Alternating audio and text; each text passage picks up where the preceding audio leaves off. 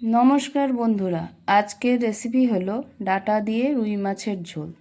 তার জন্য মাছের টুকরোগুলোকে নুন হলুদ দিয়ে মাখিয়ে নিয়েছি। এবার তেল গরম হয়ে গেছে, তাই টুকরোগুলো দিয়ে দিলাম ভেজে নেওয়ার জন্য। মাছটাকে গোল্ডেন ব্রাউন করে ভেজে নিতে হবে।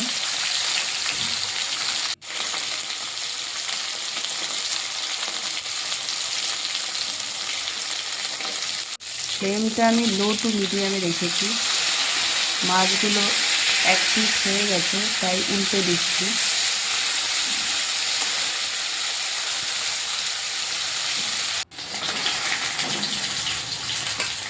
মাছগুলো ভাজা হয়ে গেছে, এবার নামিয়ে নিচ্ছি।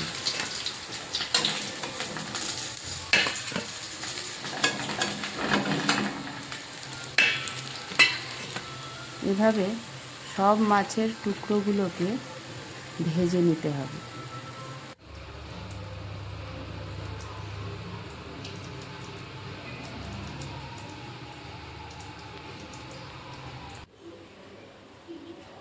আবার প্রয়োজন মতো তেল দিয়ে দিলাম।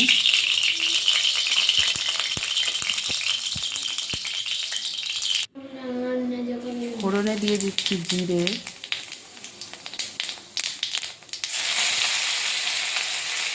ও দিয়ে দিলাম যে পেঁয়াজটা গ্রেট করে রেখেছিলাম সেটা অ্যাড করে দিলাম।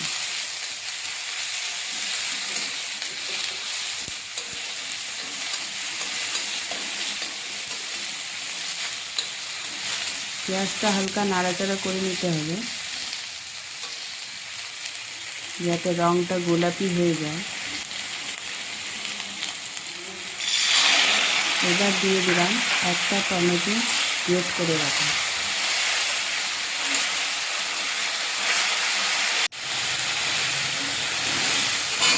টমেটোটা হালকা ছাপলে নিয়ে যখন কাঁচা গন্ধটা চলে যাবে, তখন অ্যাড করে দিলাম কেটে রাখা আলু ও ডাঁটাগুলো।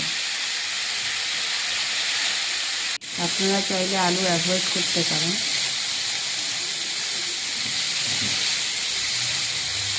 প্রয়োজন মতো নুন দিয়ে দিচ্ছি।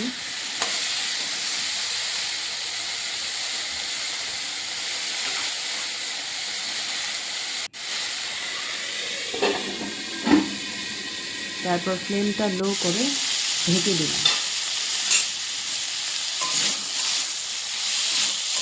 এরপর ঢাকা খুলে দিয়ে আবার সাঁতলে নিচ্ছি। অ্যাড করে দিলাম হলুদ গুঁড়ো,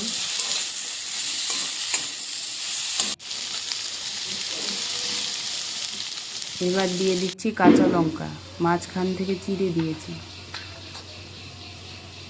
বাটির মধ্যে নিয়ে নিয়েছি 1 চামচ জিরে গুঁড়ো, 1 চামচ ধনে গুঁড়ো, 1 চামচ লঙ্কার গুঁড়ো।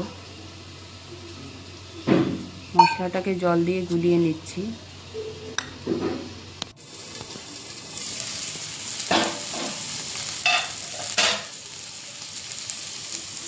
এরপর মশলাটা অ্যাড করে দিলাম।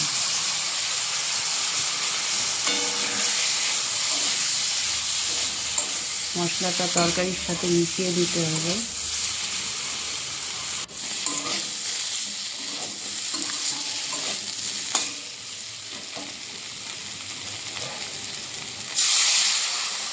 এরপর প্রয়োজন মতো আমি জল দিয়ে দিচ্ছি।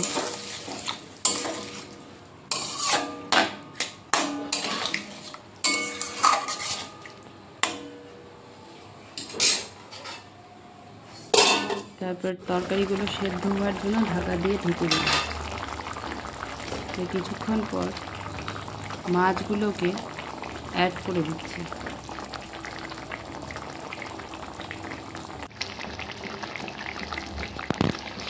মাছ দিয়ে মোটামুটি 5 মিনিট মতো ফুটিয়ে নিতে হবে। তারপর অ্যাড করে দিলাম অল্প চিনি। দেখে নিচ্ছি আলু আর ডাঁটা সেদ্ধ হয়েছে কিনা। এবার তরকারিটা নামিয়ে নিচ্ছি।